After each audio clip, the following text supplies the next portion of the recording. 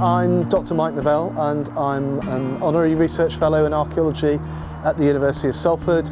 Worsley Delph is one end of the Bridgewater Canal, and the Bridgewater Canal is the world's first industrial canal that's built in the 1750s and 1760s. It's the canal that demonstrated you could make money out of moving goods, in this case coal, across the landscape in an artificial waterway.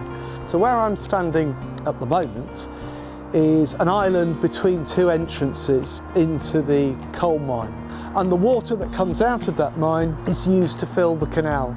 If you walk along the canal through Worsley today, you can't help but notice that the canal, after a really rainy day, is a sort of muddy orange. And that's because the water in the canal is flowing from the mines. It's coming out with iron oxides. About 20 years ago, there was a whole series of projects to clean up what was seen as pollution from the mine. And when all the sediments settled, it's lovely and crystal clear.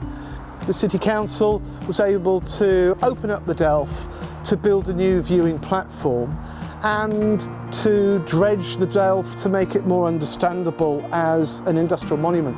Worsley is a very good example of the way in which you can marry industrial heritage with outdoor green spaces and help, I think, to make this a village with character, but a village with roots, and give it quite a distinctive identity, which I hope the local people and visitors to Worsley, following in the footsteps of those first tourists from the 1760s, still get a sense of.